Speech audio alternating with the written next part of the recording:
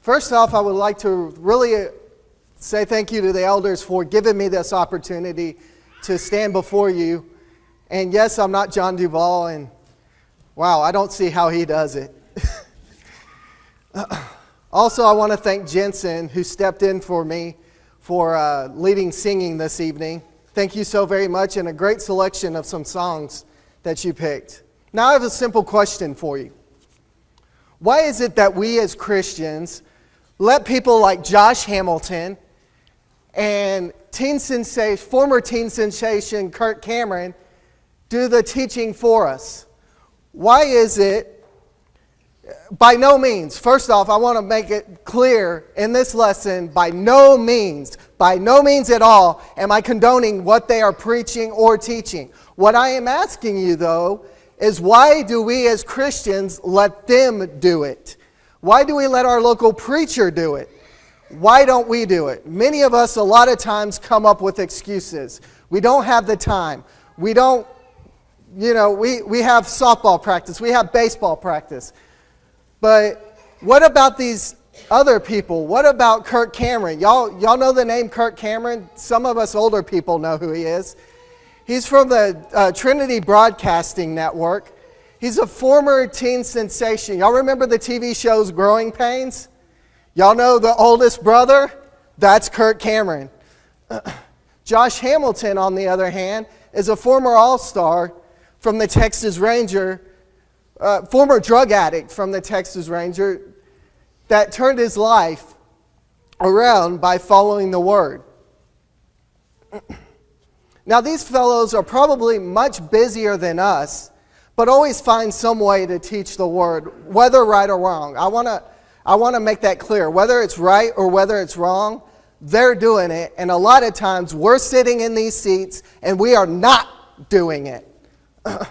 Here tonight's lesson, I would like to simply take a look at some verses pertaining to preaching the gospel and give a few examples or two from the Bible of characters who preach the gospel.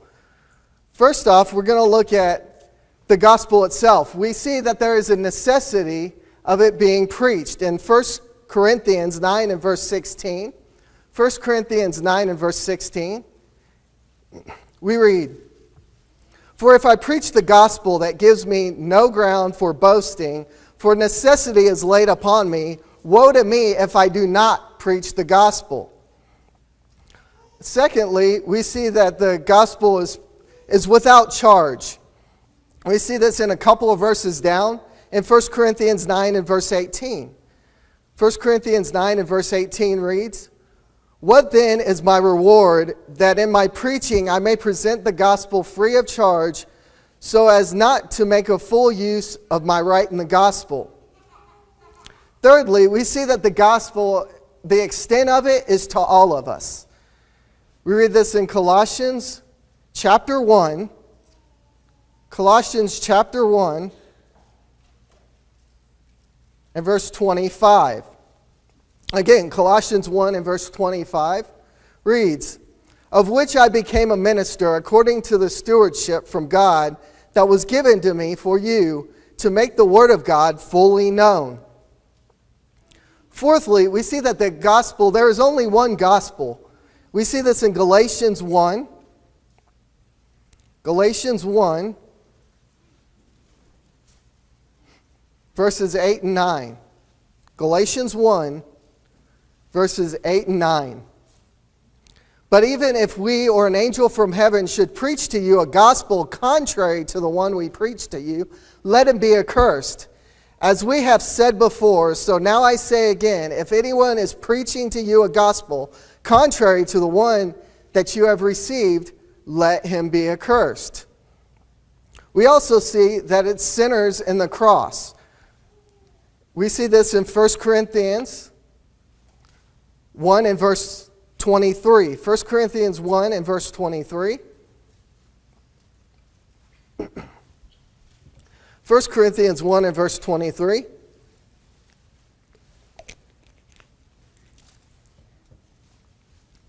But we preach Christ crucified, a stumbling block to Jews and folly to Gentiles.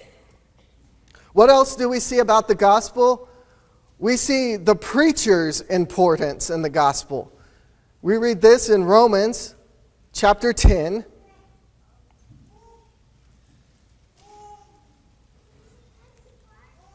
Verses 14 and verse 15. Romans chapter 10, 14 and 15. How then will they call on him in whom they have not believed? And how are they to believe in him on whom they have never heard? And how are they to hear without someone preaching? And how are they to preach unless they are sent? As it is written, how beautiful are the feet of those who preach the good news. The next section I would like to look at is the attitudes that some people have towards the gospel.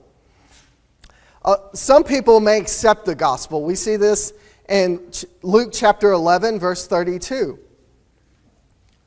Luke chapter 11 and verse 32. Again, Luke chapter 11, verse 32 reads, the men of Nineveh will rise up at the judgment with this generation and condemn it, for they repented at the preaching of Jonah, and behold, someone greater than Jonah is here. Secondly, we see that some people will reject the gospel. We see this in 2 Peter 2, chapter 4 and 5. Y'all remember the name Kirk Cameron? Kirk Cameron, during his years in Growing Pains, was an atheist, a stout atheist, someone that didn't never believe in God and always rejected him. God tells us in the Bible that there's going to be some of those people that are going to have that attitude.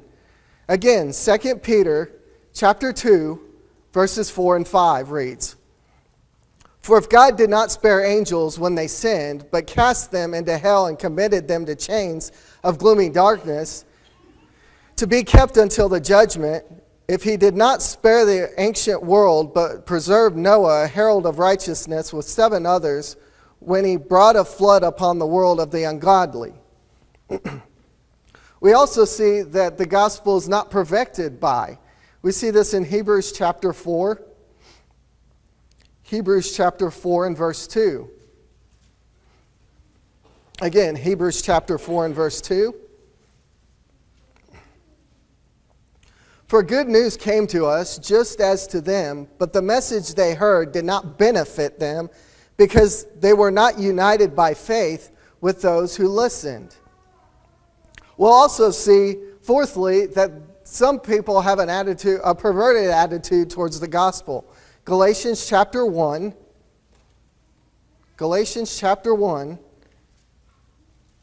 verses 6 through 9.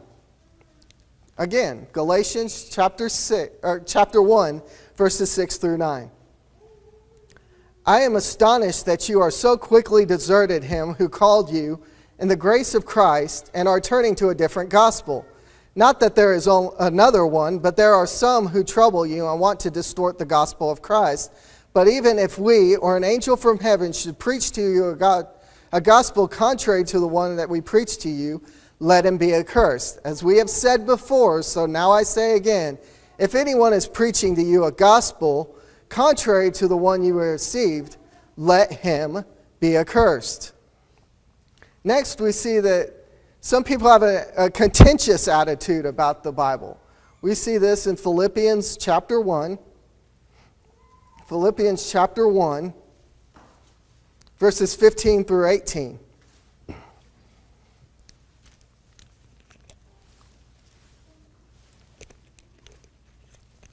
Philippians chapter 1, verses 15 through 18.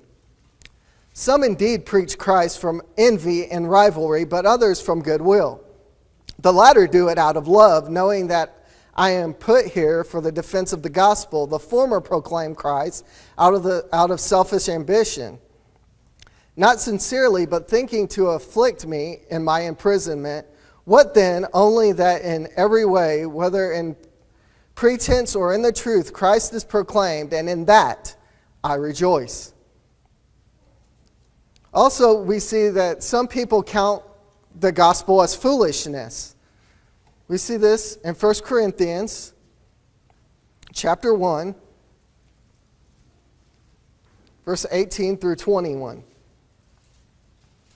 1 Corinthians chapter 1, verses 18 through 21. For the word of the cross is folly to those who are perishing, but to us who are being saved it is the power of God. For it is written, I will destroy the wisdom of the wise, and the discernment of the discerning I will thwart. Where is the one who is wise? Where is the scribe? Where is the debater of this age? Has not God made foolish the wisdom of the world? For since in the wisdom of God the world did not know God through wisdom, it pleased God through the folly of what we preach to save those who believe. Next, we see that the gospel will be ridiculed. We see this day in and day out. Acts chapter 17.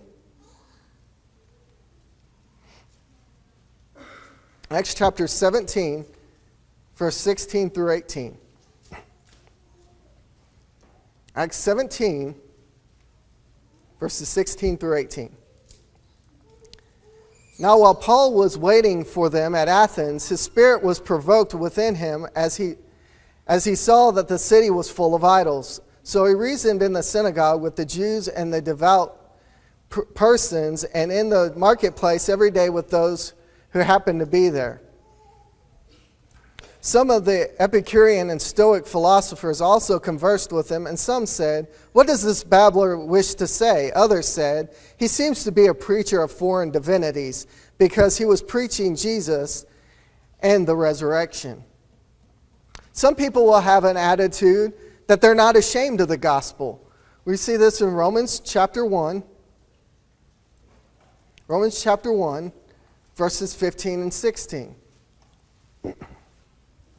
Romans chapter 1, verses 15 and 16. So I'm eager to preach the gospel to you also who are in Rome. For if I am not ashamed of the gospel, for it is the power of God for salvation to everyone who believes, to the Jew first, and also to the Greek. Not only these verses, but other verses tell us to preach the word, the gospel, and we'll take a look at a few New Testament ones only. First off, I want to look at Matthew chapter 11 and verse 1. Matthew chapter 11 and verse 1. Matthew chapter 11 and verse 1.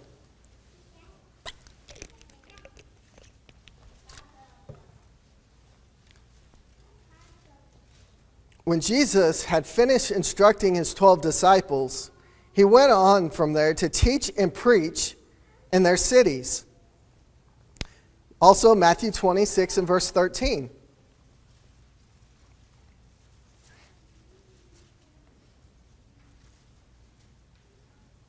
Matthew 26 and verse 13. And again, Matthew 26 and 13 reads, Truly I say to you, wherever this gospel is proclaimed in the whole world, what she has done will also be told in memory of her. Also, we look at Mark 16 and verse 15. Mark 16 and verse 15. And he said to them, Go into all the world and proclaim the gospel to the whole creation.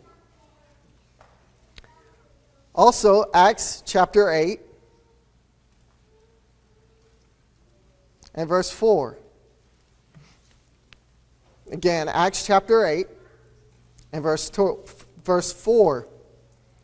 Now those who were scattered went about preaching the word. Also, 2 Timothy chapter 4 and verse 2, which was our scripture reading. Preach the word. Be ready in season and out of season. Reprove, rebuke, and exhort with complete patience and teaching. Now for a minute or so, I want to basically just dissect this verse as it is. It says, preach the word. Be ready in season and out of season. Reprove, rebuke, and exhort with complete patience and teaching. I want to look at that last part. It says, with complete patience in teaching. Why do you think the author put that in there? Honestly, I think he put that in there because God knew that we as creatures are very impatient people. How many times have we been in the school lunch line or at a lunch line at a cafeteria or at a restaurant and they tell us it's a 2-hour wait and we're like, nope, not going to happen. Because we're just very impatient people. It says, preach the word, be ready in season and out of season. Basically, what it's telling you is that with every opportunity that you get, be ready to talk to people about the word. I'm reminded of a waitress that at a restaurant where my parents went to several Sundays in a row. She started noticing my parents were there. My dad was in his suit. So she started asking, how was church? He'd tell her what Mark Roberts preached on. And eventually, my dad started talking to her more and more about the church. And eventually, she started going. Now, to my knowledge, I don't know if she's still going or not. But that's an example right there of being ready to preach the word to people whenever you're given that opportunity. Also, lastly, I would like to take a look at one character in the Bible that preached the gospel. And there are many. You know, Jesus and pretty much all the apostles preached the gospel. But the one I would like to look at is Paul. We see this in 1 Timothy chapter 2 and verse 7. 1 Timothy chapter 2 and verse 7. For this I was appointed a preacher and an apostle. I am telling the truth, I am not lying. A teacher of the Gentiles in faith and truth.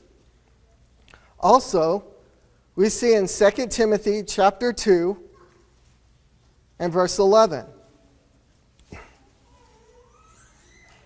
Timothy chapter 2 and verse 11. And it reads, the saying is trustworthy, for if we have died with him, we will also live with him. If we endure, we will also reign with him. If we deny him, he will also deny us. If we are faithless, he remains faithful, and he cannot deny us. In conclusion, we've looked at many verses pertaining to preaching the gospel, some attitudes towards preaching the gospel, and a couple of biblical characters who preach the gospel. Why, may I ask, that we sit in our pews each and every time, shake the preacher's hand, tell him that he did a good job, and then when we have the opportunity to preach the gospel, we do nothing about it? That's my question to you.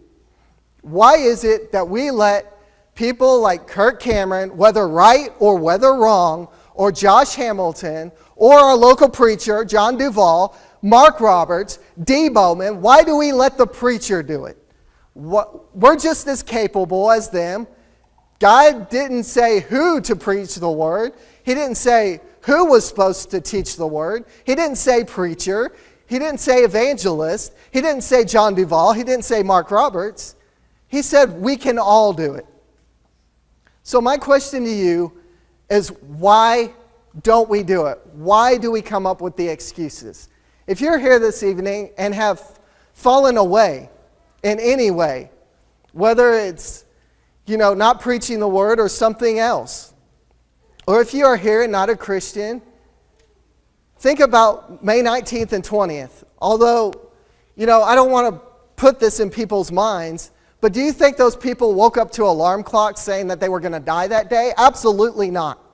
So if you are here right now and you are ready, you know right from wrong, don't hinder, because I guarantee you're not guaranteed to walk out to that parking lot and not be hit.